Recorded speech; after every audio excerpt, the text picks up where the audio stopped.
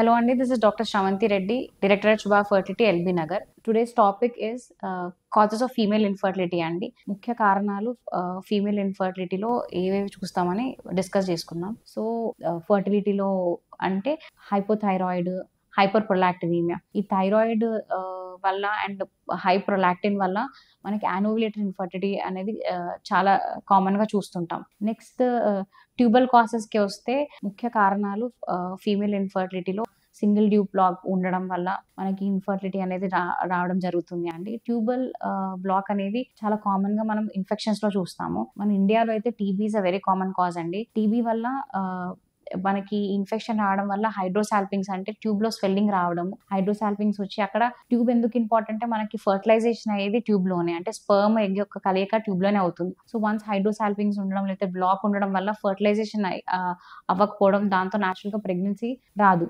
So next tubal endometriosis అండి. Tubal endometriosis or ovarian endometrioma for that reason chocolate cysts లాగా ovaries లో form అవ్వడం, tubes లో endometriosis వస్తే ఈ ట్యూబ్ అండ్ ఓవరీకున్న అనాటమీ ఉంటుందో అనాటమీ డిస్టార్ట్ అవ్వడం, దాని వల్ల ఫర్టిలైజేషన్ అవ్వకపోవడము, బ్లాక్ అవ్వడము, ఇలాంటి కండిషన్స్ లో కూడా మనం ఇన్ఫర్టిలిటీ చూస్తాం. నెక్స్ట్ కండిషన్స్ అండి మెడికల్ కండిషన్స్ లైక్ ఆడవాళ్ళు ఏమైనా డయాబెటీస్ ఉండడము, హైపర్ టెన్షన్ ఉండడము, అవి ఆ కండిషన్స్ కూడా మనకి ఇన్ఫర్టిలిటీకి లీడ్ చేస్తాయండి. And lifestyle conditions like obesity, BMI ఎక్కువ ఉన్న వాళ్ళు, 25 కంటే ఎక్కువ ఉన్న వాళ్ళు, ఓవర్ వెయిట్ ఉన్న వాళ్ళు, లేకపోతే క్లాస్ 1 ఒబేసిటీ అనేది 30 అబవ్ ఉన్న వాళ్ళకి జనరల్ గా మనకి ఇన్ఫర్టిలిటీ అనేది చాలా కామన్ గా చూస్తాం. వాళ్ళకి ఓవ్యులేషన్ సరిగా రాకపోవడము, అలాంటి వాళ్ళు ఇన్ఫర్టిలిటీకి దారితీయడం, ప్రెగ్నెన్సీ అయినా కూడా కొన్ని హైపర్ టెన్షన్, గెస్టేషన్ డయాబెటీస్ రావడం చూస్తాం ఒబేసిటీ వాళ్ళకి. అందుకే మనం ఫస్ట్ గా మనకి ఒక కపుల్ క్లినిక్ వచ్చాగానే మనం బిఎంఐ మెజర్ చేస్తామండి. సో ఆ బిఎంఐ వెయిట్ మేనేజ్మెంట్ అనేది చాలా ఇంపార్టెంట్ ఇన్ఫర్టిలిటీ ఉన్న వాళ్ళ కపుల్ కి. అండ్ నెక్స్ట్ వచ్చేది